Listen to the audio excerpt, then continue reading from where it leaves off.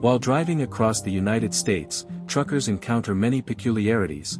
Nevertheless, the summer incident at Silver Canyon truck stop altered their perception of the world. When an infamous motorcycle gang picked the wrong driver to intimidate, a little town truck stop turned into a battlefield. What they didn't realize was that he had a unique set of skills, that he had served as a combat doctor in the past, and that the trucking community would go to extraordinary lengths to defend its members. Unexpectedly, a once peaceful truck stop found itself on the front lines of a fight that began with harassment and escalated into the expose of a criminal enterprise. The FBI would get involved, lives would be altered irrevocably, and a band of truckers from a little town would become legendary by the time everything settled. Please identify your viewing location before we go ahead with the narrative. Click the subscribe button if you enjoyed this article. Tomorrow we have something extra special in store for you. As Logan Grant checked the truck for damage before the journey, the morning sun threw long shadows across the Silver Canyon truck stop. With each touch, his seasoned hands communicated silently with the machine he had relied on for more than 500,000 kilometers as they expertly maneuvered across the critical parts of his rig. His Peterbilt 389, with its chrome finish and surface still coated in morning dew, gleamed in the early light. The typical morning rituals of truckers getting ready for another day on the road started to stir in the parking lot. As engines roared to life, steam rose from coffee mugs, and the scent of diesel mingled with that of freshly cooked breakfast as it wafted from Grace's cafe. A strain that would eventually alter everything was concealed by the familiarity of it all. Before delivering his shipment of medical supplies to Carson City's St. Mary's Hospital, Logan painstakingly double-checked every item. He had built a reputation for being punctual on this route over the past 3 years, running it through every type of weather and road condition imaginable. The other drivers affectionately referred to him as the Ghost because he was ever present when required without attracting undue notice. Nearby, a teenage driver moaned under his breath as he wrestled with the connection of his trailer. After observing for a while, Logan crossed over, his boots making a crunch sound as they hit the gravel. The child was still quite naive, maybe no older than 25. "Require assistance?" Logan spoke with the calm confidence that comes from years of practice. The young motorist dabbed at perspiration on his forehead. "Damn, I just can't seem to get this to align properly." Logan patiently positioned himself by the trailer and instructed the beginner step by step. He now displayed the delicate skill of trailer alignment with the same deftness with which he had sewn wounds in Afghanistan while under enemy fire. The younger man took everything in, watching carefully. "You make it appear easy, sir, I'm grateful." Logan reappealed, extending a hand. "Take your time and do it properly, everyone starts off somewhere." The first rumbling of motorbikes resounded from the highway as they conversed. Although Logan maintained his look, there was a subtle alteration in his posture. Something about those approaching engines seemed off to him, and he had learned from years of combat experience to read events before they even started. Regulars at Grace's diner glanced up from their coffee mugs as the sun rose. Standing behind the bar, Grace's seasoned eyes followed the increasing noise. She had been the proprietor for 15 years, which gave her the experience to distinguish between regular bikers and troublemakers. The morning sun glared off the chrome as the motorbikes rolled into the parking lot. The 6 riders, each one sporting a patch that identified them as a member of the Steel Vipers MC, rode with the calculated haughtiness of men accustomed to gaining respect by intimidation. Even though the young driver Logan had just assisted was clearly nervous, Logan put a solid hand on his shoulder to calm him down. "Sit down and eat your breakfast," he whispered. Looking on from a distance can sometimes be the best course of action. In perfect time, the motorcyclists got off their bikes and pounded the pavement with their boots. Like a predator scouting new territory, their leader, a towering man with a beard streaked with silver and arms covered in faded tattoos, surveyed the truck stop. He couldn't tear his gaze away from Logan's truck, taking note of the veteran's emblem and the immaculate condition of the car. Grace walked silently down the counter of the diner, refilling coffee cups and chatting softly with her regulars. Warnings were already making their way through the trucking community's unique means of communication, such as CB radio and text messages. They weren't just passing through, these motorcyclists were different. With deliberate, measured motions, Logan persisted with his examination. Their like had been seen previously, on civilian highways and in war zones. They were exploring new territory, trying to find vulnerabilities. Feeling the comforting touch of his trusty cab, which had evolved into something more than just a means of transportation, his hand lightly brushed against its side. His home served both his livelihood and, when needed, his stronghold. Before heading toward the eatery, the leading motorcyclists took one more long glance at Logan's vehicle. A weighty wordless conversation occurred as their eyes briefly met across the parking lot. A dismissive gesture that Logan had seen the motorcyclist make before, a small curled lip, was all it took. Reappearing by Logan's side, the teenage driver followed the bikers into the diner. They appear to be quite troublesome individuals. When asked about the problem, Logan responded, "It's up to you." He then clicked shut his inspection panel. Being prepared before it finds you is sometimes the best way to deal with it. As the sun rose higher in the sky, it melted the remaining dew, but Silver Canyon Truck Stop felt a distinct coolness. More motorbike engines could be made out in the distance. With his periphery focused on the diner's entrance, Logan meticulously made notes in his log book while he reached for his cab. Within, Grace's regulars went about their business as usual, but their every move was watched more closely than before. A deliberate stance that conveyed familiarity with comparable circumstances. Sure, they were truckers, but many of them had also served in the military, been police officers, or were just regular folks who'd learnt the hard way that solidarity is strength. Though the day had only just begun, the pieces were already being placed on a board that would shortly transform into a battleground. After making a mental note of his departure time, Logan Grant settled down to wait. Accurately timing your move was sometimes the most challenging aspect of any confrontation. Silver Canyon Truck Stop was the site of a stressful hour. With their boisterous shouts and incessant laughter, the Steel Vipers had cornered Grace's diner, drowning out the typical morning conversation. The coffee cups of our regular clients are never fully empty, and despite their seemingly carefree faces, their eyes never stop being watchful. While sitting in his rig, Logan Grant reviewed his delivery schedule with the door to the diner in his peripheral vision. Patience, the art of observing and waiting before taking action, was a virtue he had learned in the military. The CB radio was filled with coded messages from other motorists. The roads leading up to Silver Canyon had seen an increase in the number of motorcyclists. Grace performed her practice deficit work within the diner, her motions deliberate but her eyes penetrating. She was able to anticipate problems like a storm because she had managed a truck stop diner for 20 years. Through the window, she could see the biker's commander, who went by the name Axel, keeping an eye on the parking lot and, in particular, Logan's truck. More coffee? While she was carrying a new pot to their table, she inquired. Axel raised his eyes to the sky, a crease forming on his wrinkled face that could have been a smile. What a welcoming establishment. It is our intention to be. Grace's tone was the ideal blend of formal politeness and cautious detachment. Axel stated, "I might be staying a while maintaining eye contact with the parking lot. Proprietorship is ideal." With all its implied meaning, the word lingered in the atmosphere like smoke. Grace silently filled their mugs, but she was already running through her thoughts. Along the western trucking routes, she had heard tales of the Steel Vipers and their dealings with the public.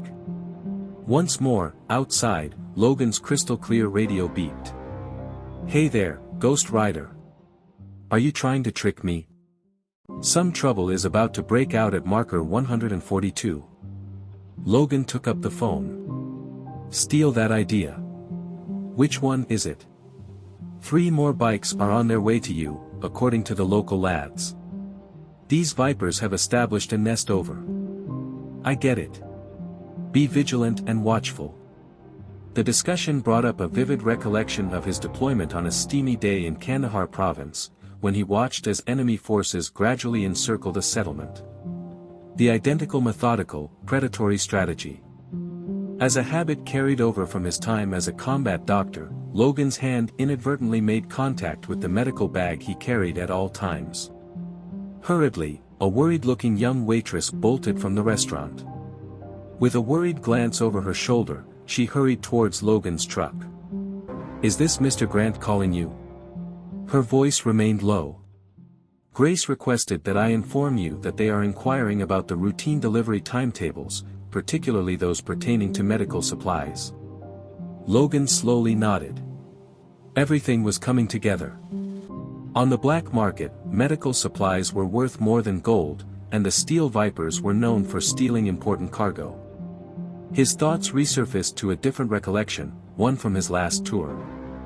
While delivering medical supplies to an advanced operations post, his unit was assaulted. What he had learned during the subsequent gun battle was that even the most precious goods may draw unwanted attention. It took us a long time to prepare and tell this narrative. So, please subscribe to our channel if you're enjoying it. We really appreciate it. We will return to the story now. As soon as the door to the eatery swung open, Axel and his gang stepped out. Carefully observing the truck halt, they proceeded at a leisurely pace. The riders of two further motorcycles, each adorned with Steel Vipers patches, stomped into the parking lot. Axel was making his way towards Logan's rig, and Logan observed him in his side mirror. The swagger of the motorcyclist became more apparent as his reflection enlarged.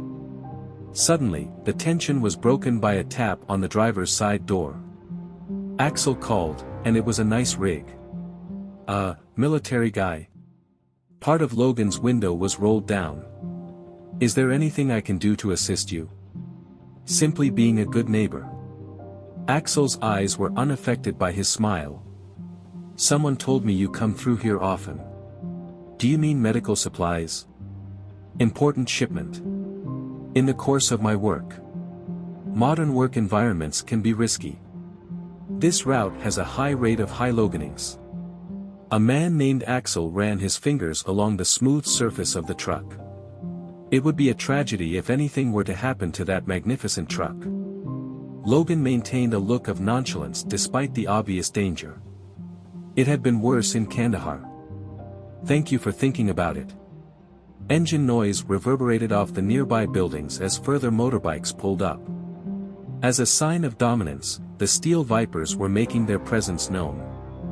As Grace spoke with the local sheriff on the phone inside the diner, her voice was low and urgent. As a group, truckers dealt with danger in their own unique way. Those drivers that were going to leave eventually came up with excuses not to. While some were unprepared to halt, others found themselves in dire need of supplies. Trucks pulled into the parking lot, their drivers relaxed but vigilant. One veteran named Bobby Chen, who oversaw security at Carson City Memorial Hospital, sent a text message that made Logan's phone ring. Rumor has claimed that these Vipers have been snatching medical supplies along the coast. Last month, 3 healthcare facilities were affected. "Take caution, my brother." The message validated what Logan had suspected. Rather than being disorganized squatters, the Steel Vipers had a plan and were going after particular cargo. Because of its strategic position, Silver Canyon served as an ideal staging area for their operations. The leader of Axel and his men took one more glance at Logan's truck before getting on their bikes.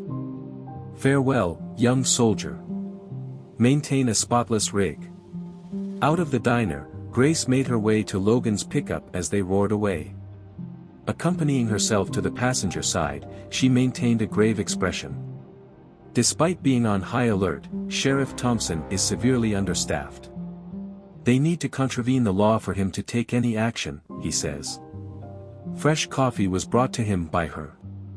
"Concerning the hospital roadways and your schedule, Logan, they wanted to know." Logan sipped his coffee, his thoughts already racing with potential outcomes. "They are gauging our reaction by doing this. They have gone rodeoing before. So, what's on your mind?" "It may be time to ask for a favor, I'm afraid." Notify the veteran driver's circle of acquaintances. Out came Logan's phone. Is this group's goal the frivolous use of pharmaceuticals? They went in the wrong direction. Grace understood the intensity in his words and nodded in agreement. That expression was familiar to her from the other veterans who ate at her diner. That expression betrayed the determination of someone who had discovered fresh challenges and ways to serve. Now the sun was at its highest point. The quiet of the morning disturbed by the sound of bikes pulling away. On the other hand, a subtle resistance was taking shape at Silver Canyon truck stop, as members of the community saw the value of holding firm. A familiar rumble greeted Logan as he turned the key to his engine, igniting the strong diesel. He needed to get deliveries done and stick to a schedule. However, his thoughts were already making preparations as he got onto the highway, drawing on lessons learnt in battle about protecting what's important. A move was made by the Steel Vipers.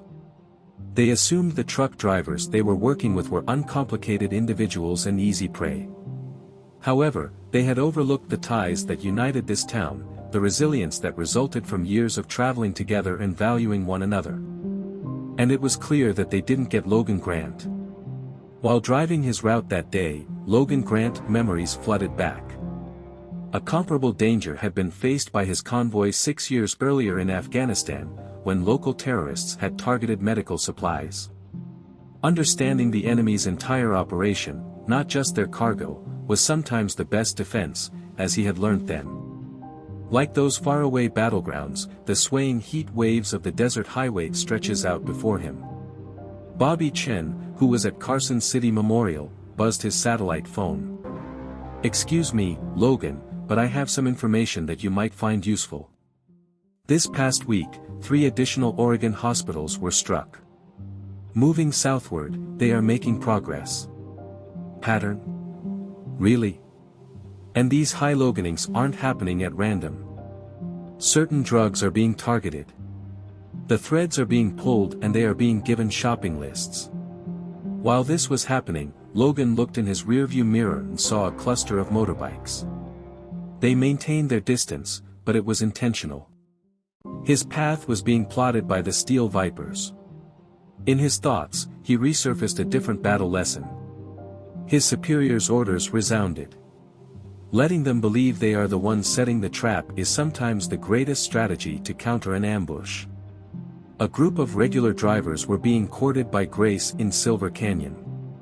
The truckers' informal network had been abuzz with news about the Steel Vipers all morning.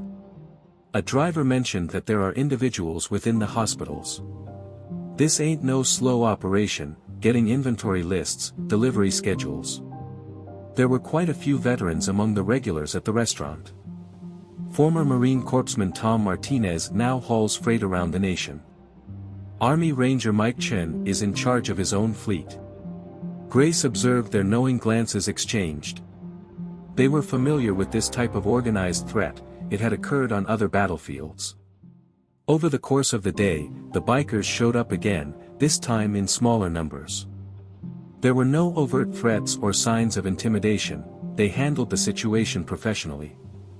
Just a continual reminder that they were lurking around, ready to pounce. There were more motorbikes than normal in Carson City, but Logan's delivery went off without a hitch. As they spread out, the Steel Vipers positioned themselves along the main corridors. A security guard from the hospital came over as he unloaded the items. "Got something you ought to see, Mr. Grant." Bobby Chen screened a security camera feed in the office dedicated to that purpose. There was a recent high Loganing in Oregon, and the operation was executed with military precision. They weren't your average crooks. Based on Bobby's explanation, they were highly specific about what they were seeking. Immediately sought out the expensive drugs. The entire affair is being orchestrated by someone. Logan watched the video. These bikers are more than simply thugs. There is structure here. Now the DEA is involved, but they're only getting started. To what extent do these individuals have ties to influential pharmaceutical distributors? Logan was able to reflect on the journey back to Silver Canyon. This wasn't the only path that the Steel Vipers had in mind for him. The truck stop served as a staging location for their massive enterprise. When it came time to analyze angles and vulnerabilities, his military background kicked in. Upon his return, Grace's diner was bustling with customers. All the usual suspects, but with an air of strain beneath the surface. When the bell rang above the entrance, everyone froze, but when they saw familiar faces coming in, they seemed relieved. As usual, Logan sat in the corner booth and peered out the window into the parking lot. At the table they had staked out, Axel and his gang were back in full court. They were becoming more self-assured. A pale-faced young motorist scampered in hastily. On Route 40, they recently attacked Tommy's rig and stole his entire trailer. The hospital is where he is currently receiving treatment. The diner was rocked by the news. Being a seasoned driver of 20 years, Tommy enjoyed widespread acclaim. It was a signal to the neighborhood, an escalation. An old combat unit medic texted Logan, making his phone vibrate. "Have you heard about the problems you're having? Do you require assistance?" "Not yet, but be prepared," he typed back. Entering his booth, Grace placed the coffee pot in her hand. She spoke in a deep, solemn tone. "Sheriff Thompson is unable to do anything. Claims he is powerless to defeat them in the absence of proof. According to Logan, they're too intelligent for that. They have done this procedure before." Axel, who was clearly displaying his control through his phone calls, was observed by them through the window. The riders of the other bikes followed suit, demonstrating their respect for the leader. The pecking order was starting to emerge. Logan was explaining that they are establishing distribution networks. To hide their tracks, they use legal trucking routes. We're only at the beginning. Grace's face became more stern. "Logan, this is our house. Here in our community." "Yes, I am aware." Logan's voice was heavy with wisdom. "Plus, we will not surrender it easily." As Logan walked back to his trailer, the parking area was veiled in lengthy shadows caused by the afternoon sun. Muscle strain set in, a feeling he'd experienced before operations in Afghanistan. Drawing on his extensive battle background, his thoughts were already plotting his next move. A cacophony of voices filled his CB radio. There was communication and coordination amongst the drivers. In anticipation of future events, the trucking sector was independently mobilizing. With each passing night, the steel serpent became more and more apparent across Silver Canyon. The bikes they rode around kept an eye on traffic on the access routes. They were taking charge, but they had erred significantly.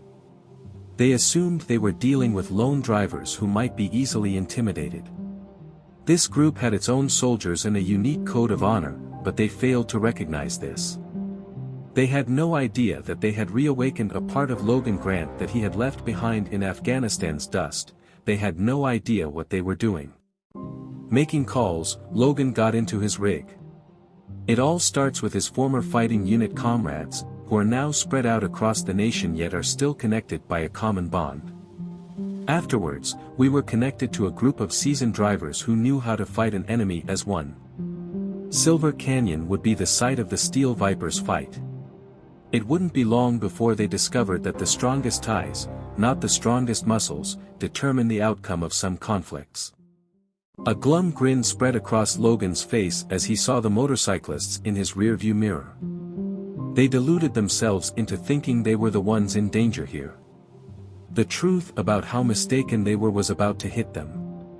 There was a strange silence as dawn came over Silver Canyon. As wolves circle their prey, the Steel Vipers spent the night establishing their presence with small groups of riders scouting the access roads. But the vibe at the truck stop had shifted, and the prey was beginning to strike back. Sitting in its customary place, Logan's rig gleamed in the early light thanks to its chrome finish. From the comfort of the cabin, he perused correspondence from his expanding group of friends. The trucking community was reacting to Tommy's attack. Veterans, ex-police officers, and long-term drivers were exchanging information and coordinating their activities.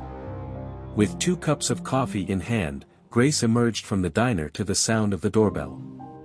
With a solemn expression on her face, she ascended to Logan's taxi. Their confidence is growing.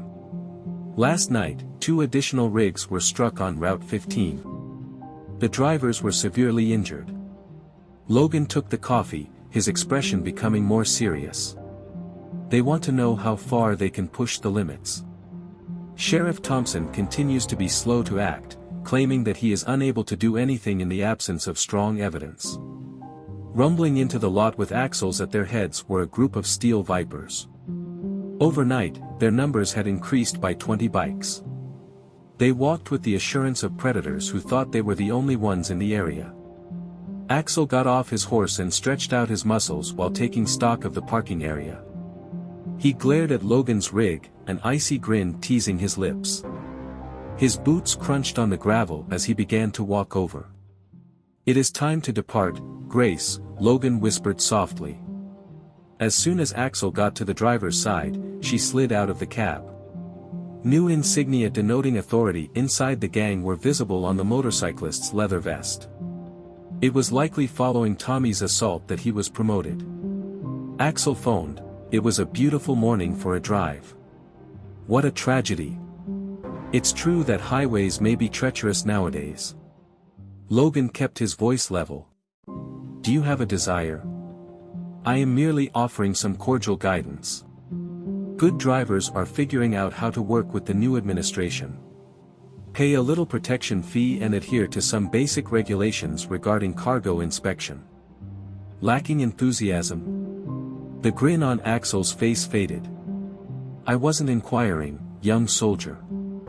As far as I can see, you have some important cargo with you today. Would it be unfortunate if—" Diesel engines abruptly ended his conversation. The lot was entered by 3 enormous rigs. It is evident from their demeanor that their drivers are veterans. Their truck placement was meticulous, like a military operation. Competing on bicycles owned by the Steel Serpent. A tiny grin spread across Logan's face. "Were you saying that?" Darkness spread over Axel's face. "You really believe that a few of vehicles can frighten us? These roadways are now ours. The math on that might need some checking." More engines started up and roared. The truckers who had been snoozing in their cabs all night were all of a sudden wide awake. The barely restrained power of their rigs rumbles. The grassy area had transformed into a checkerboard, and the metal vipers were quickly falling behind. Axel yelled out commands as he keyed his radio. A tangle of well-placed trucks blocked their path as more motorcycles sped in from the side lanes. The seasoned combatants had expertly controlled the area by positioning their rigs to form choke points. Grace, who was inside the eatery, observed the arrival of further trucks through the window. Word had gotten out from her regulars. A line was being drawn in the sand by Silver Canyon. There were some veterans and service members whose faces she recognized among the brunch attendees. Axel's icy exterior began to crumble as he became acutely aware of the changing dynamics. There was now organized resistance, not just lone truckers, that his group had to contend with. In the middle of it all stood Logan Grant, whose composed attitude betrayed an expert with tactical situations. Nothing has ended yet. In a scowl, Axel redirected his attention to his bike. "You have just committed a grave error." "No," Logan said, his voice resonating throughout the parking lot. "The error was in believing that this community could be threatened without facing any repercussions." The steel vipers drew back, their motorcycles snaking in and out of the parking trucks. However, they seemed to be withdrawing tactically rather than capitulating as they left. Although they had lost this round, the conflict had only just begun. The truckers congregated in Grace's diner as the roar of motorbikes subsided. Standing in the middle of a group of seasoned veterans, Logan was able to draw on their collective wisdom. Tom Martinez, who had a visible Marine Corps tattoo under his rolled sleeve, threatened that they would return. "And they'll be bringing a lot of people. According to Logan, it is our expectation. Allowing the opposition to believe they are winning can sometimes reveal their entire plot. The table displayed maps showing delivery timetables, known steel serpent sightings, truck routes, and more. When it came to studying the landscape and formulating plans, the veterans reverted to old habits. Reminiscent of the war rooms she had seen in movies, Grace observed from behind her counter. An alert from Bobby Chin sounded on Logan's phone. "DEA is on the case. It was a mistake that your buddies made with Tommy. Authorities are now making connections." All the parts were starting to fit together. Although the Steel Vipers had shown a portion of their hand, Logan was well aware that criminal groups of this magnitude had deeper origins due to his experience. The entire network had to be exposed. He went on to tell the assembled drivers that they weren't merely safeguarding their heritage. A trap is being constructed. They establish patterns with each strike and cargo they target. All we have to do is make it visible to the authorities. While the planning proceeded, Grace replenished the coffee cups. Drivers were coordinating routes and veterans were sharing tactical advice at the diner, which had transformed into a command center. An increasingly structured and functional network was taking shape among the truckers. As the sun rose higher in the sky, it melted away the final traces of darkness that lingered on Silver Canyon's lot. There was a fundamental shift in the air once the Steel Vipers withdrew. Determination was supplanting fear, and isolation was giving way to solidarity. More trucks pulled up, and Logan peered out the window to see them. After checking in, each driver got their briefing and positioned themselves among the increasing opposition. A great force, the Brotherhood of the Road, strengthened by experienced steel, had been unknowingly aroused by the Steel Vipers.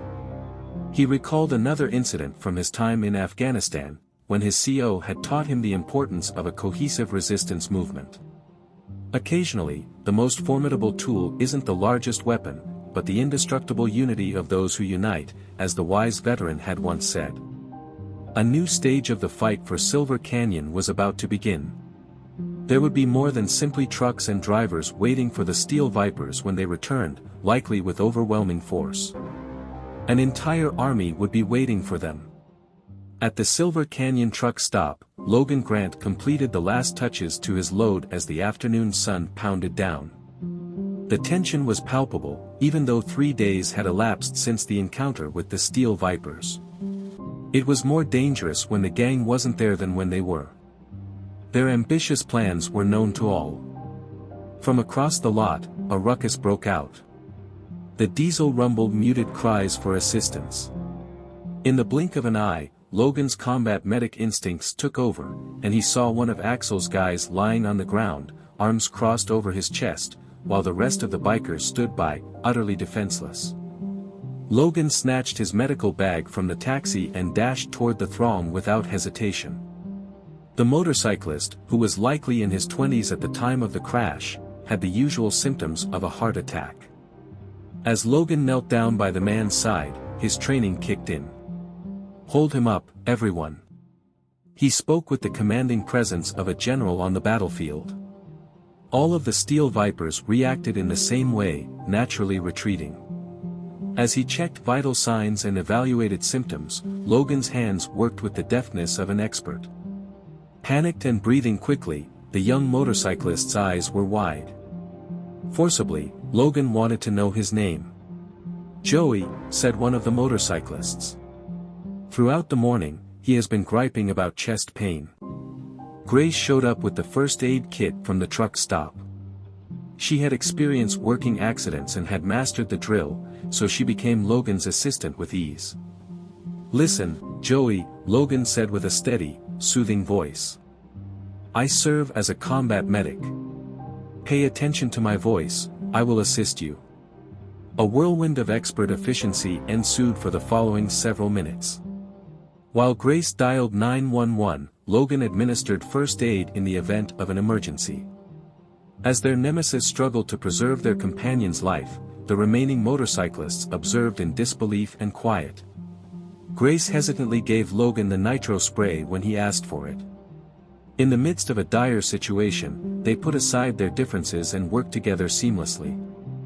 As Joey's condition deteriorated, the ambulance was still 10 minutes away. Immediately, Logan understood the symptoms. Things were going downhill quickly. He made up his mind, "We won't wait. Come help me load him into my truck. It will only take me 12 minutes to get him to Carson City Memorial." Uncertain expressions crossed the Steel Vipers' faces as Joey's hard breathing decided the matter for them. Together, they assisted Logan in hoisting their friend into the bed of the truck. "I intend to accompany him." Based on the appearance of their matching tattoos, one of the motorcyclists convinced Joey's brother. Then Logan gave a little nod. "Step inside. No need to follow the rest of you, just don't get too close to my rig. I intend to go swiftly." A mighty Peterbilt rumbled into action. Logan reached for the amateur radio. "Ghost Rider here, providing medical assistance to Carson City in an emergency. Require guidance?" "This is it." Instantaneous action was taken. Coordinated efforts by trucks along the route formed a moving blockage that eventually cleared the roadway. Now they were assisting a fellow driver in their rescue mission, the very drivers who had been training to battle the Steel Vipers. As Joey's brother beheld his brother's expert handling of the rig and careful observation of his patient's vitals, he was filled with awe. "This is nothing new for you." Logan responded, "Too many times," as memories of comparable runs in Afghanistan flooded back. He still needs to hear out. Maintain his awareness. There was a synchronized waltz of vehicles and motorcyclists on the roadway. While other truckers diverted civilian traffic to an emergency lane, the Steel Vipers trailed behind Logan's rig.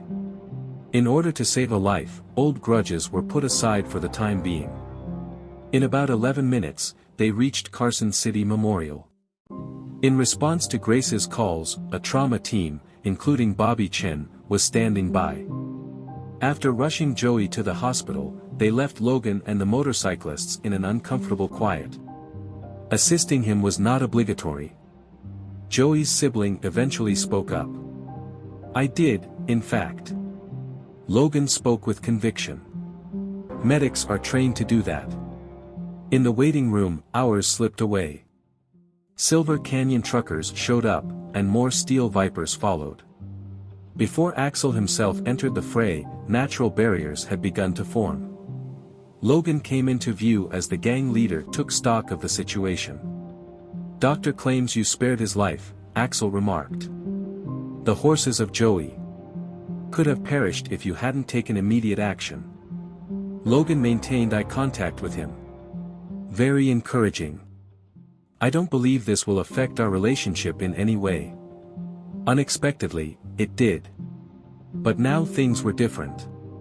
It was tangible to the two guys. Changing the dynamic and complicating the story was as easy as saving a life. Logan was no longer seen as merely another roadblock and the Steel Vipers as faceless foes. Grace brought coffee for the motorcyclists and truckers who had shown there. As a temporary ceasefire was created in the furnace of necessity, the waiting room had become neutral ground. As Joey's brother accepted a cup, he proudly stated that your workers had cleaned that highway like magic. Never encountered something comparable. Grace said that this is the essence of community, looking out for one another. The question offered by Axel had an air of challenge, even if our own people are meant to be our enemies. Logan said, especially then, meaning right when everything is riding high. Just as the sun was going down, Joey's doctor came out with some wonderful news. Because to the quick action and care, the young motorcyclist would make a full recovery. Logan slithered away stealthily while the Steel Vipers reveled. Grace managed to catch up to him in the parking lot. "Their operation will continue, as you well know. They will continue to pursue the shipments." I think Logan would agree. However, their true enemy is now in their sights. Sometimes, that is sufficient to alter the course of events entirely. Returning to Silver Canyon was a peaceful drive. Several other cars had congratulated Logan on the saving and sent him notes on his CB radio. However, he was already planning for the bigger battle that lay ahead. There was a different aspect to the trucking sector at the Steel Vipers had witnessed today. Coordination, solidarity, and a profound dedication to helping others were things they had seen firsthand. Their illicit activity would continue unabated, but it had certainly muddied their story. Furthermore, Logan found that complex stories frequently resulted in unforeseen opportunities. A new form of stress arrived at Silver Canyon truck stop the following morning. There was an awkward mix of reverence and skepticism as word of Joey's rescue traveled among the motorcycle and trucking groups. While perusing a tablet with delivery timetables and route maps, Logan Grant occupied his customary seat. Across the table, Grace slipped a new cup of coffee. Since yesterday, Axel's followers have remained silent. Responding silently, Logan continued staring at the television. They are changing tactics and reorganizing. Tom Martinez was escorted into the eatery by multiple seasoned drivers when the door chimed. They assumed a commanding posture, arranging themselves tactically around the booth without even realizing it. The breakfast group pretended they weren't aware of the unexpected war council. With a quiet voice, Tom reported receiving word from up north. Members of other chapters are being summoned to join the Steel Vipers as they consolidate. Whatever they have in the works, it's massive. Logan took out his tablet and pulled up a map as he nodded. A pattern formed by red dots that could only be discerned by an expert eye indicated recent efforts at high loganing. They're not interested in pursuing shipments at random. Observe the flow of information. As they acknowledged the tactical importance, the veterans drew closer, their faces becoming more set. The Steel Vipers were methodically charting the whole medical supply chain, not only aiming for valuable goods. In order to hide their own activities, they are constructing a rival distribution network, as Logan described. Phase 1 only includes the high loganings. Through the speaker on Logan's phone, Bobby Chen's voice cracked. Now the DEA is watching. As a result of Joey's event, we were able to gain access to the hospital records and begin monitoring for suspicious trends in the ordering of supplies. Additional trucks started to show up outside. A rendezvous at Silver Canyon had been announced over the driver's network. From behind the desk, Grace observed as her parking lot was flooded with rigs hailing from 3 different states. Reports of support are coming in, Tom said. Those with backgrounds in police enforcement, veterans, and extensive driving experience may be considered. The idea that these gangs can seize control of the roadways is getting old for everyone. There was a new intelligence that pinged Logan's tablet. Once again, they concealed a package last night. However, a change had occurred. They were rather precise about the drugs they were seeking. The rest remained untouched. Grace concluded based on inside information. They are collaborating with an individual in the supply chain. Once more, the doorbell rang. As Joey's brother walked in, armless and alone, all eyes were on him. Regardless all the other drivers' nasty looks, he walked straight to Logan's booth. Need to talk, he whispered. Axel isn't getting everyone's support in the club. The meaning of honor is something that some of us can still recall. Logan took a few moments to observe him, observing the inner turmoil on the face of the younger man. Take a seat. A motorcyclist glided into the booth. He clearly felt uneasy. Axel has forgotten the original purpose of the club.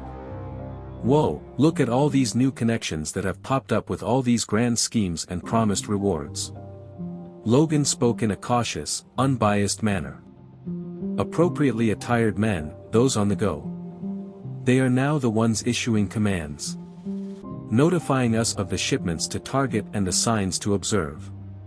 Axel is merely a muscular aide. Both warriors looked at each other. Their worst fears about the Steel Vipers being a pawn in a bigger scheme were validated by this. The tension was immediately alleviated when Grace showed up with coffee for all. After this, what will they do? Joey's sibling was hesitant. Something major is in the works. Coordinated hits involving many shipments is all I know. They are contacting all of the members they have faith in. The consequences had already begun to register in Logan's tactical brain. They'll have to find places to stage, hide, and distribute. Tom extended an offer to assist with that. The unapproved routes and secret sites are known to every trucker from this area to the ocean. We can plot out their entire operation. As the diner fell into a hushed trance, the other drivers pretended not to hear while actually paying close attention. A sense of purpose permeated the air. Defending cargo wasn't the only concern anymore. Reclaiming their roadways was the main objective. Logan retrieved an additional map from his tablet. Careful coordination with law enforcement is required. They will withdraw if the government pays too much attention to them. The brother of Joey volunteered to lend a hand. Some of us aren't ready to see the club transform into something we didn't ask for. Throughout the morning, the preparations persisted. Drivers arrived and departed, each contributing to the expanding intelligence network. Veterans adapted military tactics to civilian logistics at Grace's diner, turning it into a command center. As far as the eye could see, the sun was rising over Silver Canyon. Trucks kept rolling in, with drivers reporting from all the main routes in the area. The Steel Vipers had intended to conquer these roadways, but they had overlooked an essential detail. The roadways were already besieged. A message from Logan's former military team buzzed his phone. "Just give us a call, and we'll be there when you need us." As he surveyed the cafe, he saw truckers, veterans, and even an old adversary who was now prepared to fight corruption. True strength sprang from a place deeper than fear and coercion, which the Steel Vipers were about to discover after basing their operation on these factors. According to what Logan told the gang, they're going to move soon. We will be prepared when they do. Not simply to halt them, but to expose the whole enterprise. While the preparations went on, Grace kept an eye on them from her counter. She had never encountered something such in her entire career as the proprietor of the truck stop. There was now more to Silver Canyon than a simple rest area. It was becoming to represent defiance. A fresh round of the war over the roadways was about to dawn. The trucks wouldn't be going it alone this time, though. They would be battling in unison. It took 3 days for the storm to pass. One communication on the CB radio was the beginning. "Nostalgic rider, they're on the go. Various directions, multiple groups. This is not a practice run." There was already Logan Grant in his rig. No engine running. The last 24 hours had been a well-orchestrated waltz of getting ready. There were defense lanes and emergency escape routes formed by the meticulous positioning of every truck in the lot. The radio picked up Grace's trembling voice. "The highway patrol has just transmitted word. There were at least 60 motorcycles hit by Steel Vipers on routes 15, 40, and 78.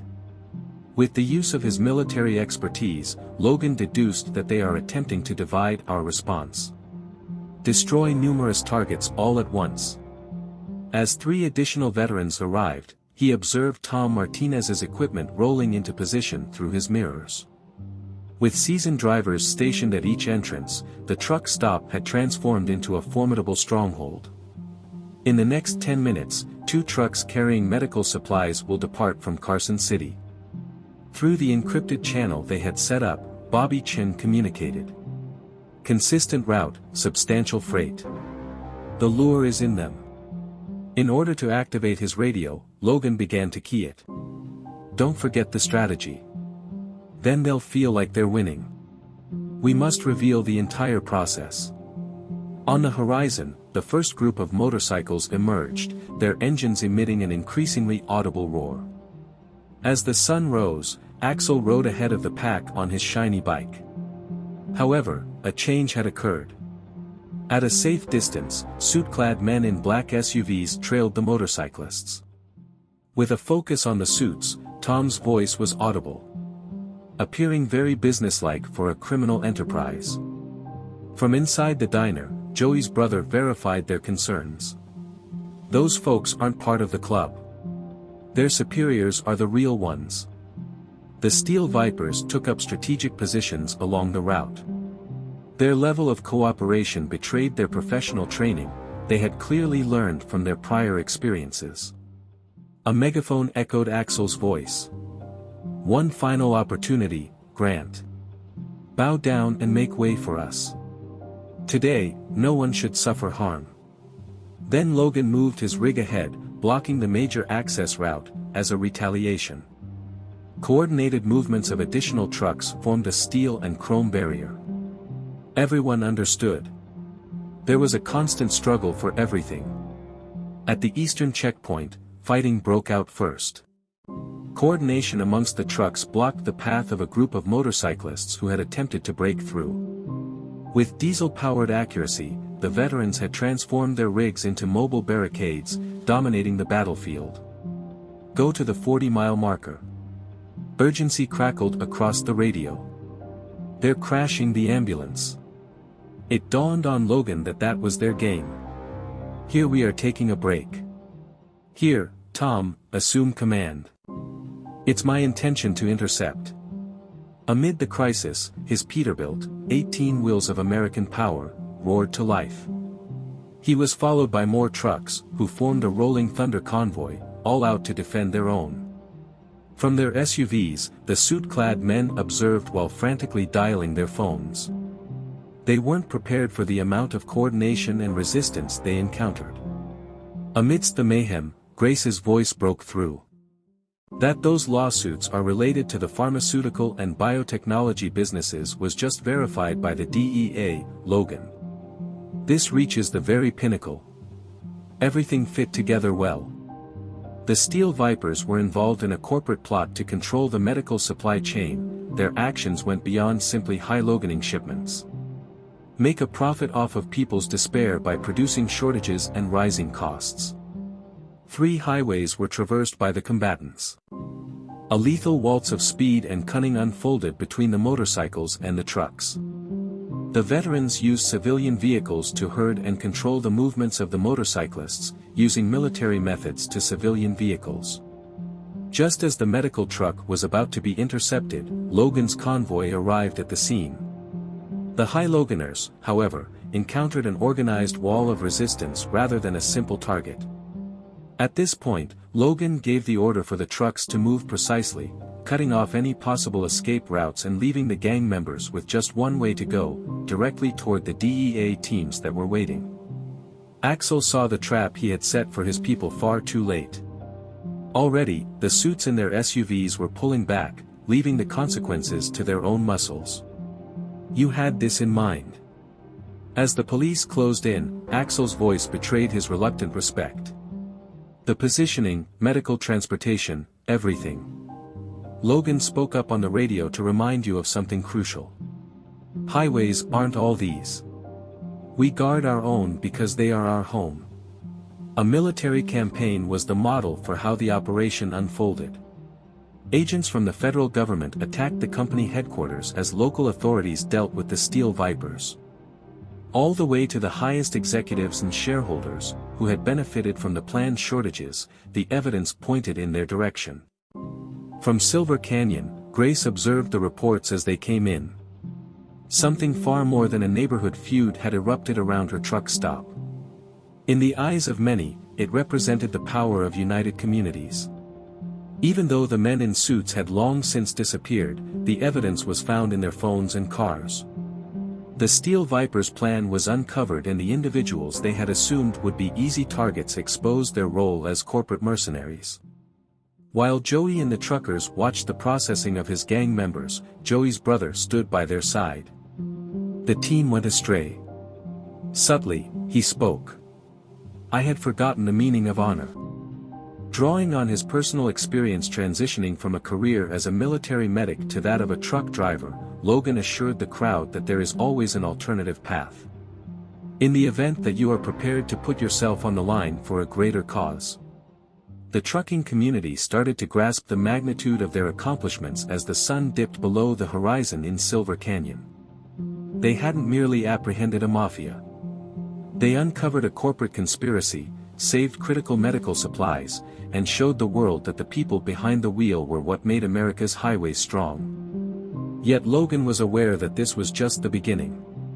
Other companies were keeping tabs, and other criminals were hatching schemes.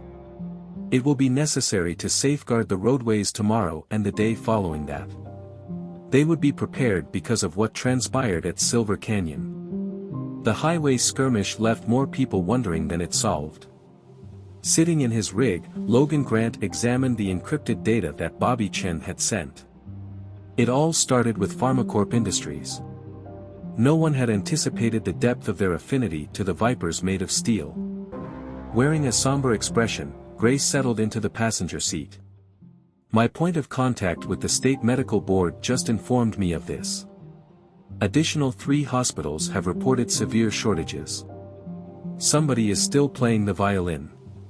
According to Logan, who was going through shipping manifests, they had anticipated this. Pharmacorp was only defunct. You can still find the genuine deal among them. Intelligence gathering had centered on the truck stop. Reports from drivers in every state combined to form a troubling picture. The Steel Vipers were actually hired guns for a criminal organization with ties to every link in the healthcare supply chain. With his tractor still running, Tom Martinez sprinted into the lot. This time it was military contractors, not bikers, who stormed Bobby's professional hospital. Their actions were completely logical and deliberate. Jake's jaw clenched. It was easy to recognize the strategies given. Like these operations, he had witnessed them in Afghanistan. As they tidy up, they remove any traces of their actions. The brother of Joey sent a text message that made his phone ring. That's Axel speaking. The lawsuit allegedly had insurance dirt on you and everyone else. The cab was shivering from the possibilities. As a result of his combat tours, Logan had foes. Individuals who will fearlessly exploit his history to their advantage. Grace took note of his countenance. Logan, what are you trying to hide from me? My most recent deployment. Subtly, he spoke. We found evidence of a drug trade. The true culprits behind the diversion and subsequent sale of military supplies on the underground market remain unknown. Plus, they've tracked you down now. A black SUV with illegally tinted windows pulled up to the truck stop entrance. Logan knew the kind of private security guard, likely a former service member. They were under surveillance. Inside the eatery, the usual clientele had diminished. As word got out that the Steel Vipers' unsophisticated tactics had been replaced with more sophisticated attacks, fear began to seep back in. Now it was about more than just high-loganing. Power dynamics were at play. Through Logan's secure line, a nervous and hasty Bobby Chen's voice emerged. Discovered an item in the medical records. Certain drugs have been reported missing for the past 5 years. Nothing ever changes. Constantly concealed by documentation. Who approved the documents? That is the item that can be traced to a consulting firm that specializes in medical supplies. Medically secure options. Logan's heart sank. He recognized that name from his time in Afghanistan, when the contractor had shown up following the collapse of the smuggling operation. In Grace's private back office, far from any curious eyes, Tom assembled the veterans. Every surface was covered with maps and paperwork, turning the chamber into a war council. Tom pointed to shipping routes and stated that they are putting pressure on the supply lines. Making things worse by making shortages seem to be happening, and then suddenly flooding the market with expensive emergency supplies. The American version of classic war profiteering. The design was researched by Logan. These targets aren't chosen at random. One state at a time, they're creating a monopoly. They had never tried building muscle before the Steel Vipers. A news alert popped up on Grace's phone. Body discovered of Pharmacorp CEO. A tragic end to life. Untied ends, Logan murmured. The maid service they use. Additional black SUVs materialized outdoors. The private security companies were ramping up their aggression. In being there, they conveyed a message. The triumph of the trucking community over the Steel Vipers had attracted the notice of those who liked to stay out of the light. More information from Joey's former gang contacts was brought by his brother. The care and protection of Axel has suddenly vanished. The federal marshals deny ever having come to arrest him. All the parts were starting to fit together. This went beyond unethical business practices. There was an unseen conflict for command of the United States healthcare supply networks. Unfortunately for Silver Canyon, the Steel Vipers were just pawns in a far larger game. Wariness screamed from Logan's long-gone fighting instincts. The antagonist was now not a gang of motorcyclists.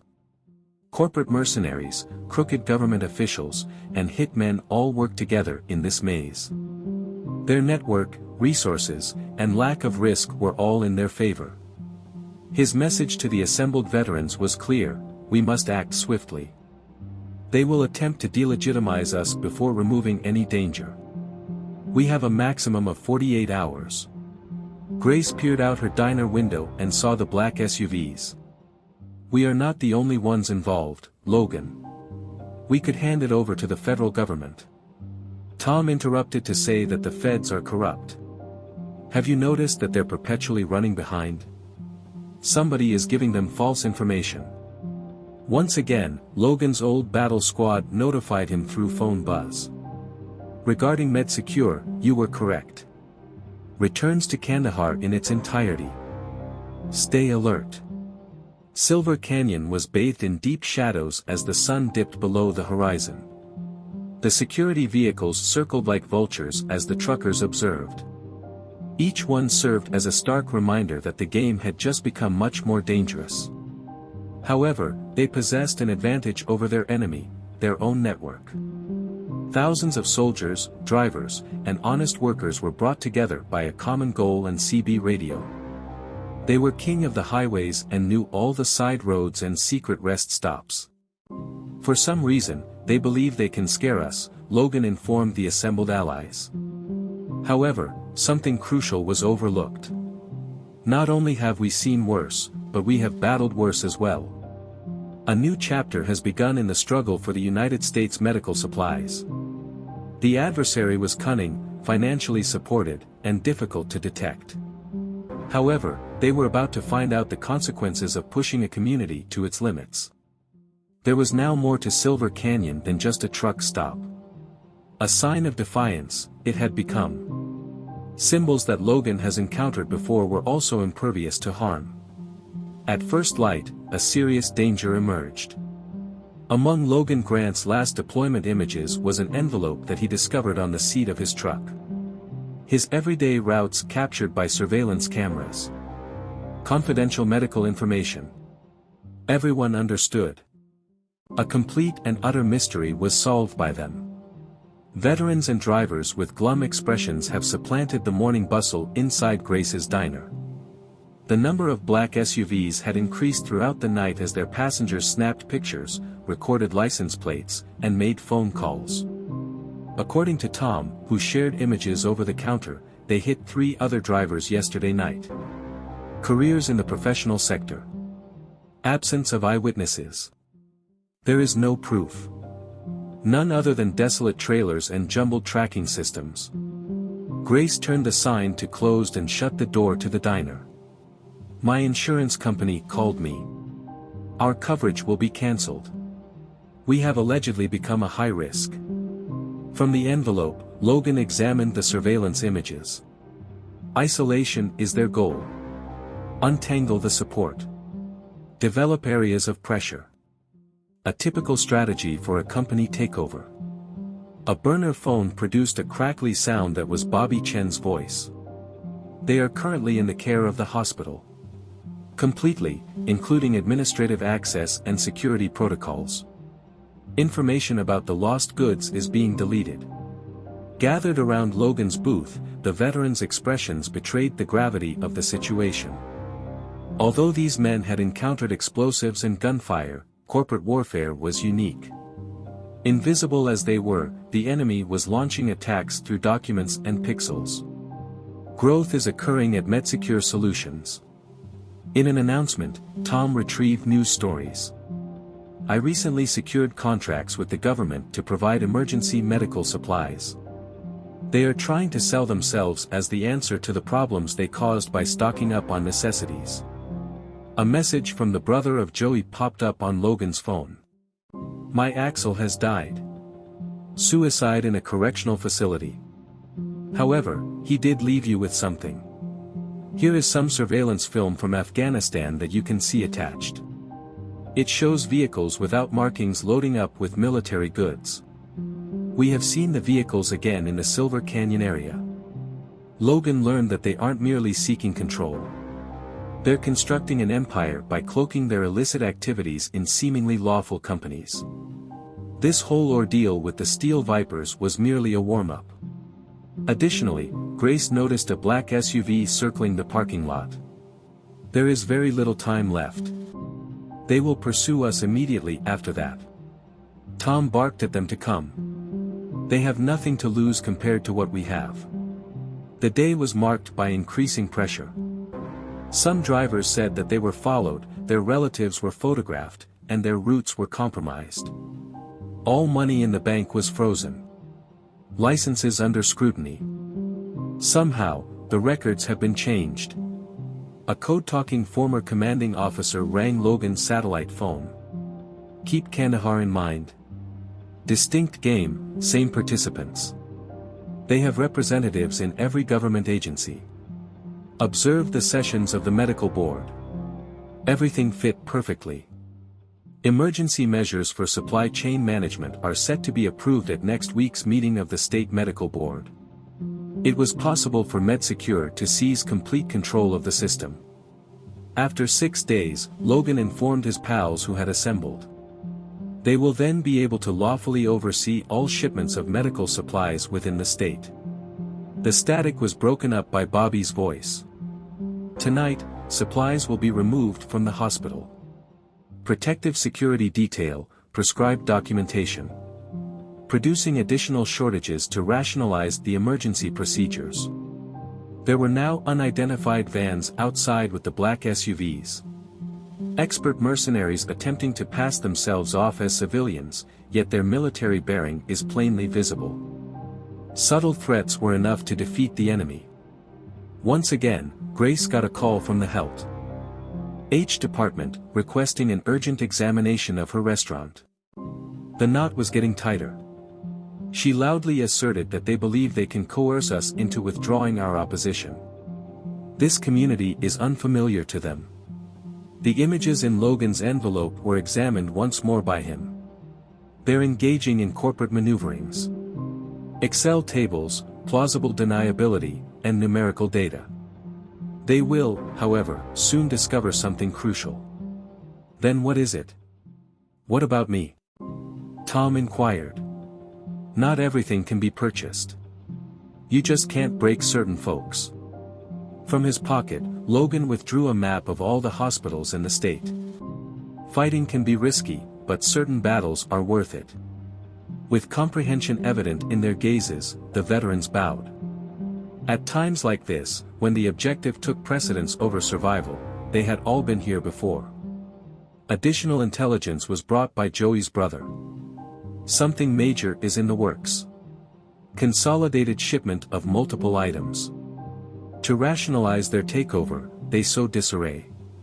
Silver Canyon was bathed in a setting sun, creating lengthy shadows over the entire lot. The patrols were persisted in by the black SUVs. Car license plates and faces are illuminated by their headlights. Yet, they weren't the only ones observing. Word got around to every trucker who went through the area. A new day was dawning on the roadways. At each stop, drivers shared anecdotes. Passed messages through coded CB chatter. Invisible to corporate observation, yet as sturdy as steel, a network was taking shape. As a reminder to his allies, Logan said 6 days. Defeat a corporate takeover, bring down a criminal empire, and rescue the healthcare supply chain. In a grimace, Grace grinned. They are under the impression that they can intimidate and bankrupt us. We must now demonstrate to them the true essence of strength. A struggle for the very essence of American roadways had erupted in the fight for Silver Canyon. However, the adversary would quickly discover that not everything could be purchased. It would take a lot of money to buy certain people. In Grace's basement, the battle room was prepared. All across the walls were maps. Shipment routes were monitored by computers. Additionally, a network spanning 12 states was linked using burner phones. The medical board hearing was just 4 days away, and in the time leading up to it, Silver Canyon had transformed into the nerve center of an unprecedented operation on the roadways. Logan Grant addressed the assembled comrades, who included truckers, veterans, and even ex-Steel Vipers who had prioritized honor above profit. A crisis is being orchestrated by MedSecure. They won't expect the one we're about to deliver them. On a laptop, Tom Martinez retrieved satellite images. Stage props can be found in these locations. Superior quality material for use in the military. These officers aren't just fill-ins anymore. They're hiring experts in the field. Very well, Logan responded. Experts adhere to routines. Certain trends that we can anticipate. Through the encrypted line, Bobby Chen's voice rang out. Medical facility boards will convene this evening. Preparations for an emergency have already been made. The authors were from MedSecure. As Logan detailed the strategy, the basement fell into a stillness. It was bold and almost crazy, yet it had the accuracy of a well-thought-out military plan supported by years of training and experience in the field. According to him, they are counting on us to keep the supplies safe. Therefore, we will reverse this. We'll let them believe they've come out on top. A light bulb went out in Grace's head as she studied the map. Everything will be taken by them. Nearly all of it, Logan rectified. They may be concentrating on the decoys, but will be keeping tabs on their actual operation. One crooked official, one shady warehouse, and every single truck. Joey's brother, who had become their trusted confidant among the remaining motorcyclists, nodded in agreement. Intrinsic trapping, indeed. Similar to when Axel entered. Time management skills are essential for the procedure. Common drivers would travel the usual routes, transporting legal goods. However, buried among them would be veterans armed with cameras, unique cargo trackers, and enough proof to topple an empire. The FBI, the DEA, and state authorities are all in their crosshairs, Tom cautioned. Given the data, who can we put our faith in?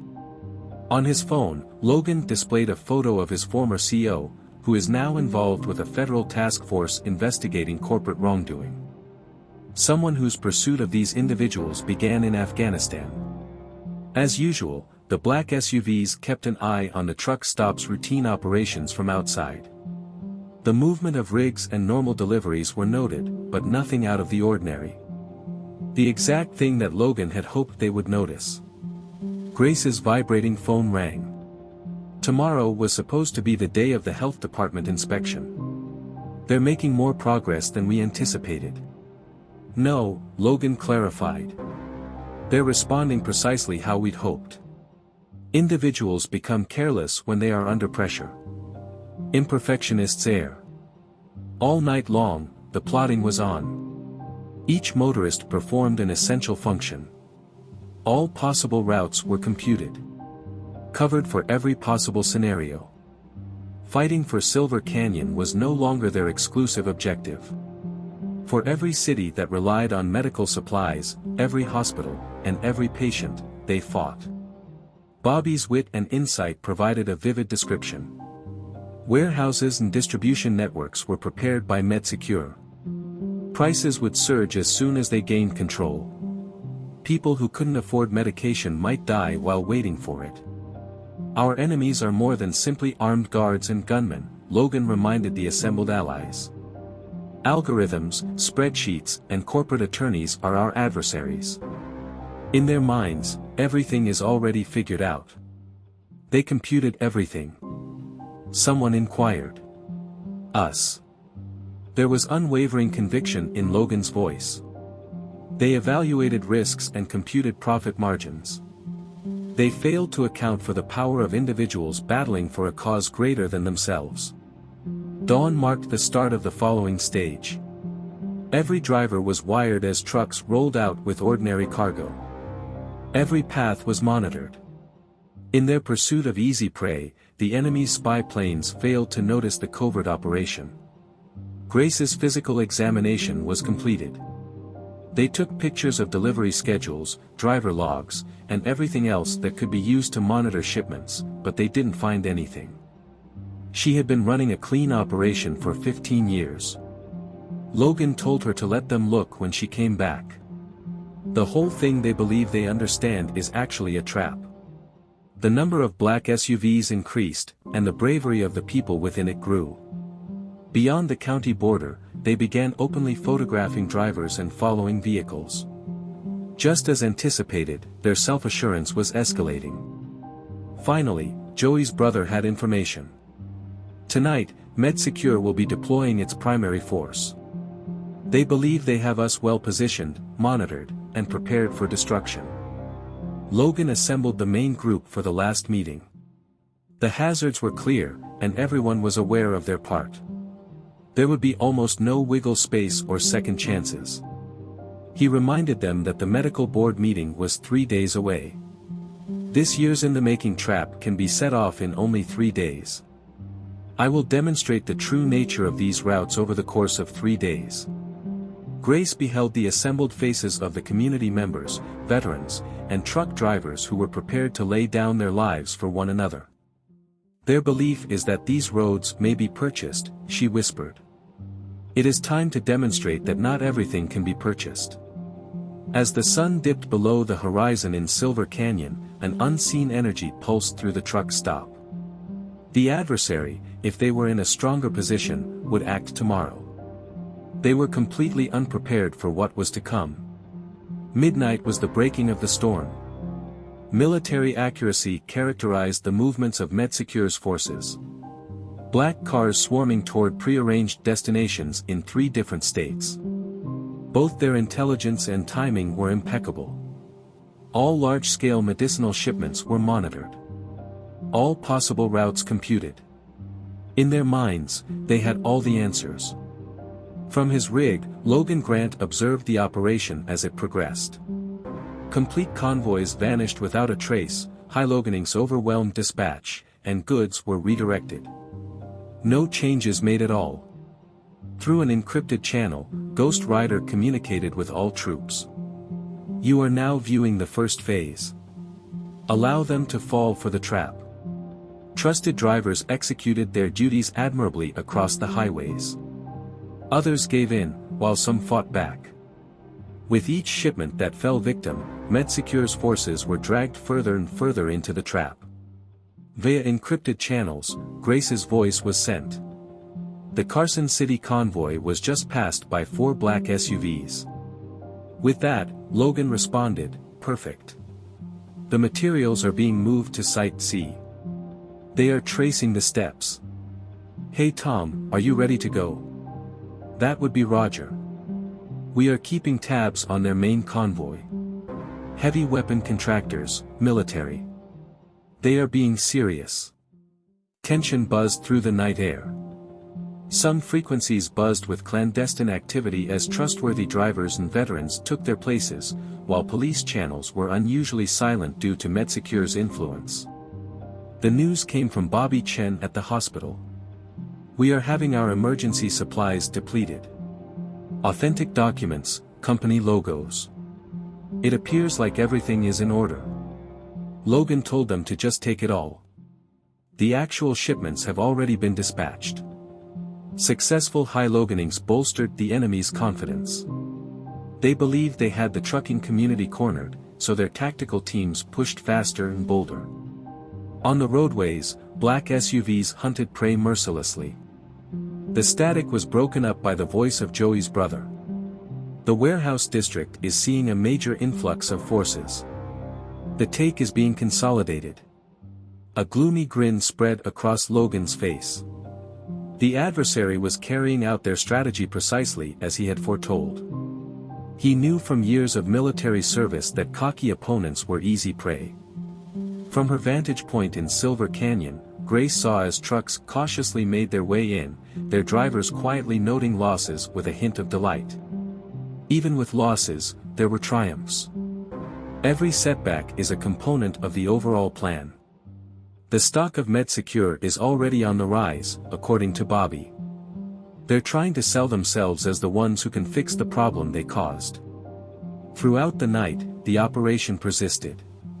A slew of targets fell victim to professional high-loganers. It is a tribute to their training that their strikes were coordinated. However, the true operation was taking place behind their backs, and they were oblivious to it. Tracking every MedSecure movement, veteran drivers navigated unmarked cars through forgotten passageways and back roads. The evidence to expose the entire network was concealed in every stolen package, which included hidden surprises, GPS trackers, cameras, and more. According to Tom, they have reached 30% of our visible inventory, following the expected trajectory. Logan looked at the time. 2 more hours till morning. Here we go with Phase 2. Let's demonstrate to them the true difficulty of their situation. A MedSecure checkpoint was the initial source of suspicion. The guards were taken aback when they saw that the trucks around them were deserted. The drivers disappeared into the darkness. Following then, a second checkpoint also went dark. Grace mentioned that they've noticed something is wrong. As they seek to carve out new territories, black SUVs are shifting their routines. No, Logan said, it was too late. We have already set up the net. A weakness in the enemy's command structure started to emerge. Weak spots, vulnerabilities caused by arrogance, were being exposed by their flawless operation. There was a muddle in the orders and the messages. Bobby's tone exuded contentment. The people in charge at the hospital are curious. The documentation isn't holding up as expected. As MedSecure's forces gathered in specific warehouses, dawn drew near. Through the use of surveillance feeds, their controllers calculated potential revenues and market effects. It seems like everything had worked. Next, the power went out in the first warehouse. Nothing aggressive or confrontational happened, it just disappeared from their screens, along with any trace of what was on it. According to what Logan informed his allies, the fact that they are unaware of this is because we were also observing them. There is a corrupt official for every truck, route, and vehicle. And this is the moment when, suddenly, they find themselves pursued. The task was completed by Tom. As dawn broke over Silver Canyon, the sun revealed roads that were unusually deserted. Unbeknownst to them, MedSecure's forces were sitting in the middle of a trap that had been set decades ago while they hoarded their stolen supplies and reveled in their triumph. As a last act, Logan turned the knob of his radio. Carry out the third phase, all troops. Make it clear to them what these roads are actually constructed of. The war for American medical supplies was going to start soon. Logan Grant's ideas fell like a domino in a steel trap as dawn turned the roadways red. With their stolen shipments serving as anchors, MedSecure's forces became entangled in a web that they had spun for themselves. At this point, the encrypted channels carried Logan's order. Warehouses that appeared deserted suddenly were bustling with activity. Veterans came out of hiding, their every action betraying their years of service in the military. Strategically positioned vehicles blocked every escape route and covered every exit. According to Tom, Team 1 is in place. No one there has any clue that we're here. Upon entering the main warehouse, the tactical teams from MedSecure found that their communications had gone dead. There were no incoming or outgoing signals, only static, and the increasing sense that something was seriously wrong. Contentment radiated from Grace's voice. Moves being made by FBI task forces. The actual one, and not some corporate shill this time around. The professional front of the adversary crumbled. Their contracted military forces, unexpectedly separated from higher-ups, encountered a group of well-organized veterans who were familiar with their playbook but for whom they had not prepared. As administrative control at MedSecure broke, Bobby Chan observed through hospital security feeds. They no longer have access codes. Complete transaction history, including all redirected shipments, is displayed by these systems. Along the way to the main facility, Logan's rig guided a group of unidentified trucks. The nighttime concealment and protection of the actual medical supplies was going to expose the genuine character of MedSecure's operation. According to Joey's brother's assessment from his observation point, the defense team's compromised. The walls are crumbling. Fighting without sight is new to these men. Waves of trucks encircled the black SUVs that had ravaged the roadways. Every path they attempted was impassable. Drivers, who were more familiar with the area and its layout than any corporate military force, were able to foil every strategy.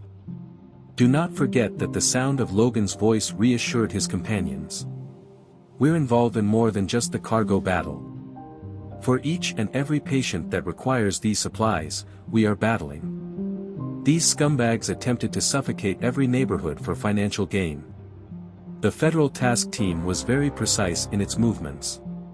Through Logan's network, they were able to coordinate their raids. Each site collapsed like one of Domino's distribution hubs, offices, or warehouses. Bobby had created an impenetrable trail of evidence. Grace oversaw operations from Silver Canyon, using several displays to monitor the progress of the operation. Stocks at the company's headquarters are plummeting, and everyone is freaking out. From their spotless offices, MedSecure's upper management saw their empire fall apart and understood their deadly mistake. They had viewed the roadways as only physical features and the motorists as merely impediments.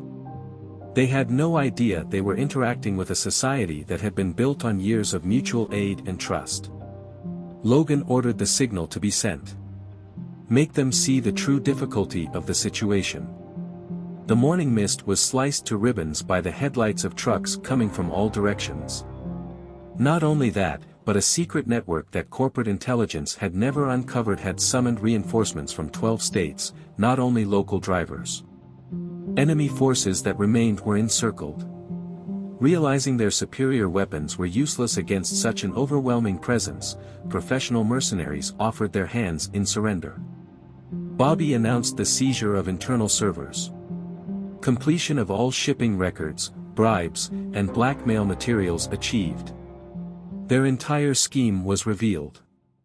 Overwhelmed by federal officials, Logan observed the main warehouse via his windshield. In addition to the obvious high-loganing, the evidence pointed to a conspiracy that had ties to the most senior executives in American corporations.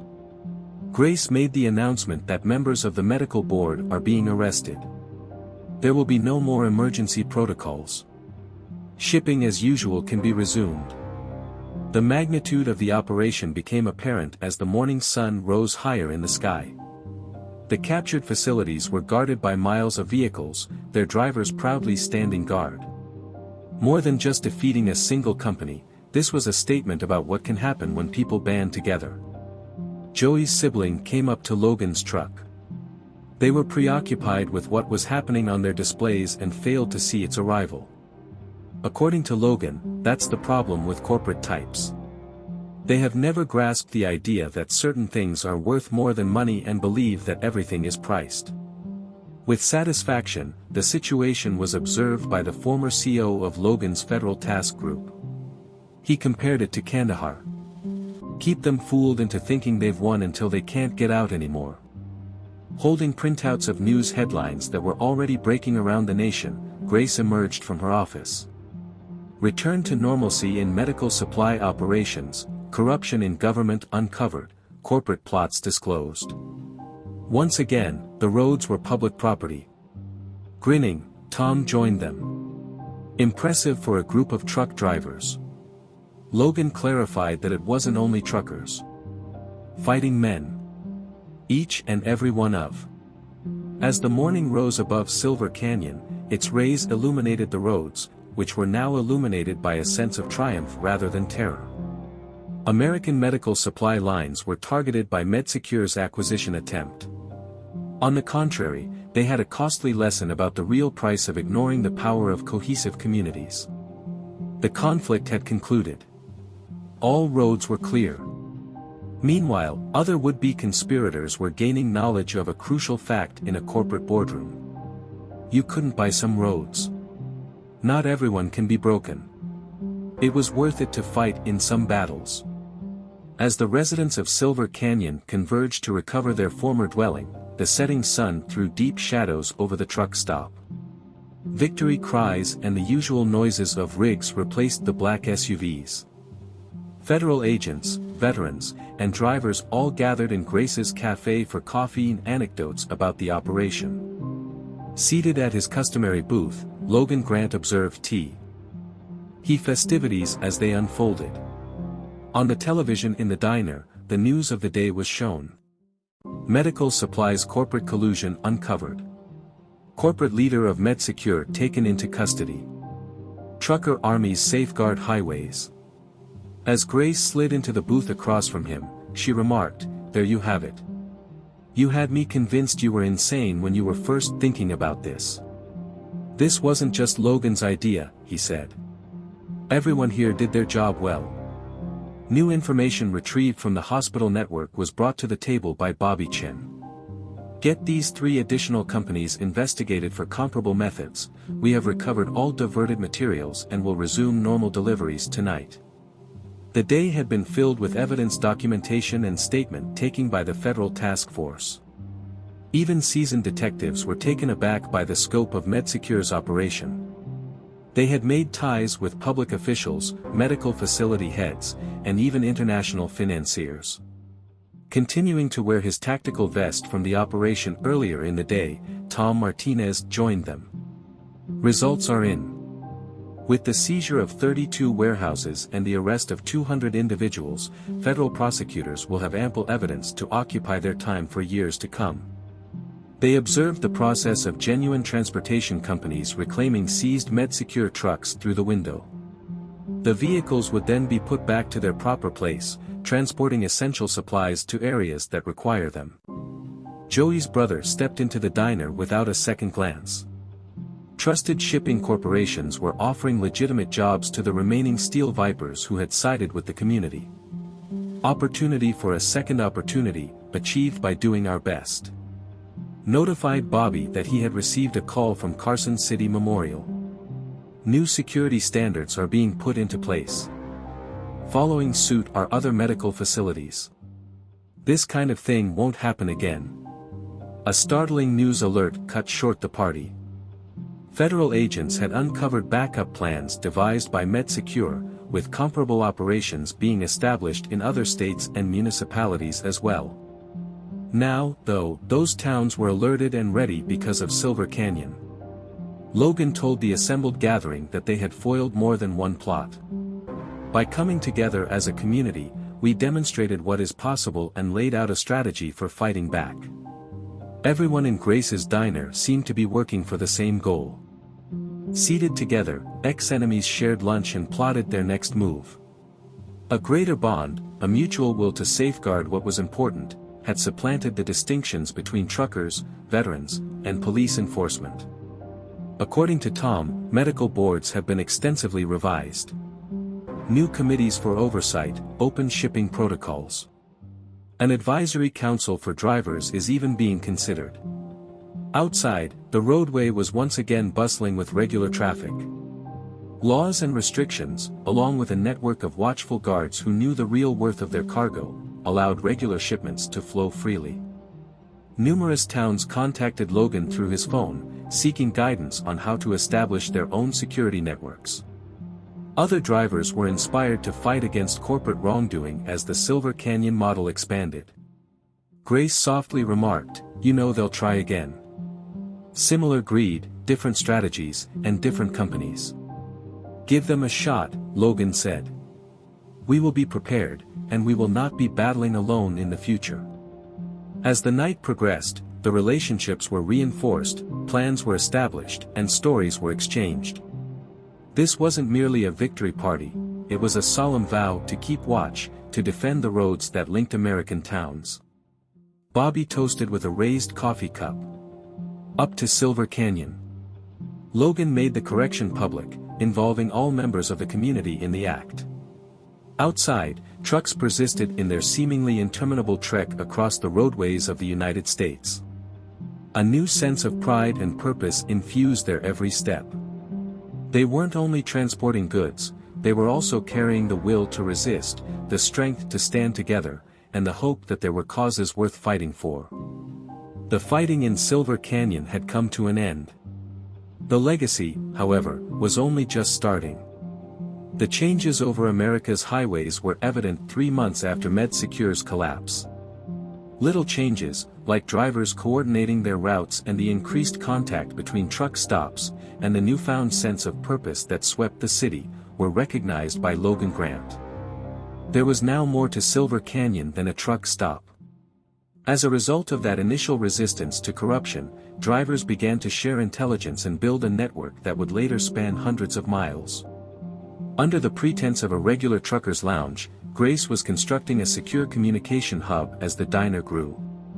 At her coffee counter, drivers casually briefed each other about suspicious behaviors they encountered along the routes. Last week, yet another business entity attempted to establish itself in Oregon. While the morning briefing was in progress, Tom reported. Finished in less than a day. Prior to their ability to gain a footing, local drivers had them figured out.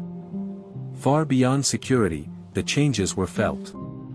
Now, thanks to a system of volunteer, seasoned drivers who handled each shipment with the utmost care, medical supplies were able to travel more quickly and safely.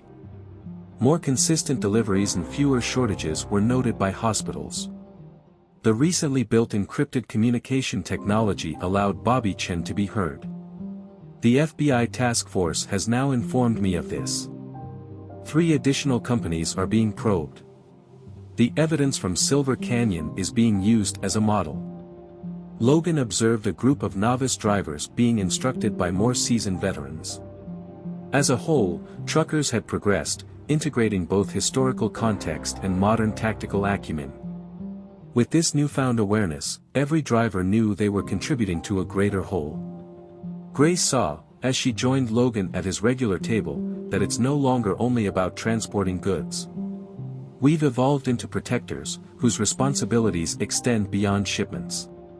Joey's brother, who is now the head of legitimate security for a big shipping company, provided news from the driver's network that had been transformed. Those who had formerly been a part of the Steel Vipers but had decided to side with the community were now its staunchest protectors. He mentioned that he had some businessmen snooping around Tennessee. Attempts to plot delivery routes and collect intelligence were quickly thwarted. Nowadays, word travels at a rapid pace. A sense of direction emanated from the freeway outside. Guardian runs, escorted convoys that ensured crucial supplies reached communities in need, coexisted with regular traffic. Logan's former fighting squad had coined this term. The troops had discovered a fresh purpose in their service. Tom Lade created a chart illustrating the expanding system of protected pathways and harbors. It all began with a single truck stop resisting corruption. Check that out, a whole country of neighborhoods keeping an eye on each other. The resistance in Silver Canyon had become a template for combating corporate wrongdoing, according to the federal task force. In the face of such dangers, other towns sought advice and eventually learned to fortify their own supply lines. Grace made the announcement after receiving a call from a Texas truck stop. Another firm is attempting to monopolize medicinal distributions, and they are facing pressure from them. Wanted to know our game plan? James grinned. Tell everyone. It becomes more difficult for these corporations to function as more communities rise up. Tales about MedSecure's decline continued to appear in the evening news. New information regarding the scope of their plot surfaced every week. Perhaps most significantly, though, it brought to light instances of communities rising up in opposition to corporate wrongdoing. The secure line barely picked up Bobby's voice. Do you recall the backup plans that were discovered in the MedSecure's files? Similar strategies are being abandoned by other corporations. Now that drivers are coordinated, there is too much risk. Trucks began to pull into Silver Canyon for the night as the sun dipped below the horizon. With each driver's check-in and intelligence sharing, the network of guardians expanded. No longer were the highways only commercial corridors, they were lifelines guarded by devoted protectors. Are you aware of the true triumph that occurred? As Grace saw the process, she wondered. Stopped by more than just one company. It demonstrated to them that they could resist. That no corporate ploy can defeat a united community. Logan showed comprehension by nodding. More than merely a series of rules and regulations, the fight for Silver Canyon had ignited a movement of communities taking back control of their critical supply lines through unfaltering dedication and common goal setting. A rookie driver was handed his first Guardian Run mission outside. The seasoned drivers had checked him out, given him training, and instilled in him the value of his cargo. Community's faith in him was on the line with the supplies he was transporting. All across the United States, roadways ran, but they weren't empty anymore. They served as links between communities, safeguarded by individuals who recognized their genuine worth. Executives in corporate boardrooms who were hoping to make money off of those roadways had to face an unpleasant truth. People were once again standing guard on the highways, which rightfully belonged to them. Logan Grant saw the familiar colors of sunrise paint the Silver Canyon truck stop, 1 year after MedSecure's collapse. As was customary, the morning began with drivers inspecting their rigs, Grace pouring coffee, and the quiet murmur of engines warming up. However, things had changed. Trucks in the parking lot were all different, but they all had new, understated marks that served as emblems of their affiliation with the Guardian network. The drivers knew their job was to safeguard America's essential supply lines, and they did it with a subtle sense of pride. Grace, who was sitting at Logan's customary booth, commented that it was hard to think it had been a year. It can be reminiscent of that fateful morning when the Steel Vipers first appeared. Logan responded, "Feels like another lifetime," as he watched Tom brief a novice driver on his route. In a way, the eatery had become a landmark. Many drivers made special trips to Silver Canyon specifically to stop and enjoy Grace's coffee. What communities might accomplish when they united was symbolized by it. The secure channels were utilized to provide Bobby Chen's morning update. Networks for medical supplies functioning at maximum efficiency. Nothing goes wrong, nothing is missing. The corporate monitoring committees carrying out their duties as intended. Even if it was a new beat, the roadways had rediscovered their groove. Every path was carefully watched. The unwavering resolve of individuals who knew the gravity of the situation ensured the safety of every shipment. Grace mentioned that she received another call from the Texas truck stop. They expelled an investment firm that had attempted to corner their routes. The players claimed to have gotten their cues from the Silver Canyon playbook. While Joey's brother briefed prospective drivers on safety procedures, Logan observed from the window. Some of their most powerful allies were people they had once opposed. They had learned the value of sticking up for causes greater than one's own financial gain. As he spread out his morning intelligence papers, Tom joined them. The Silver Canyon effect is what corporate attorneys are referring to. Businesses are rethinking their plans to disrupt medical supply networks. There are now too many observers.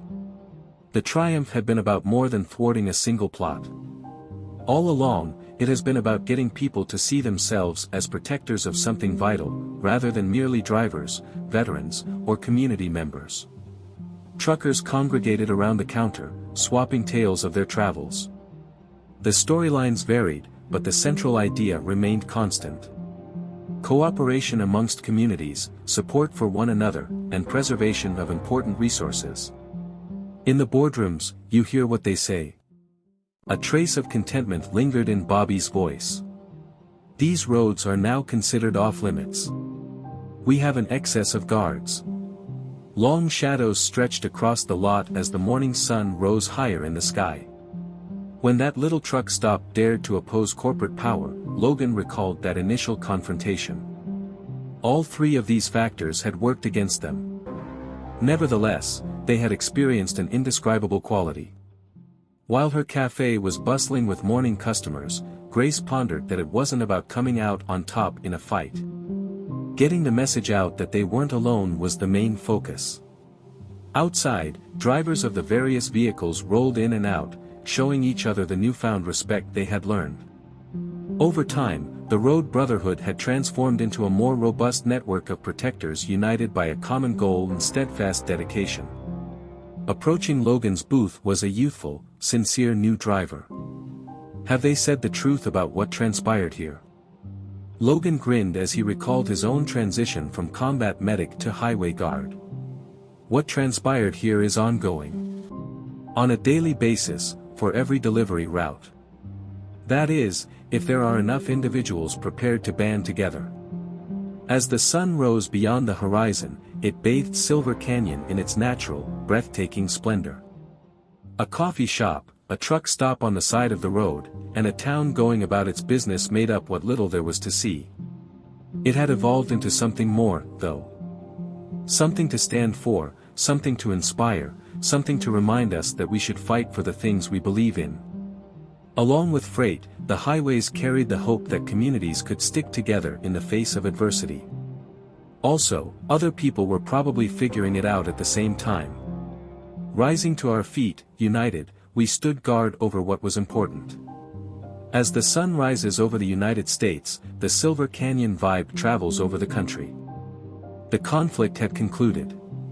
However, its reverberation lingered in the hearts of all motorists who realized that the highways were shared.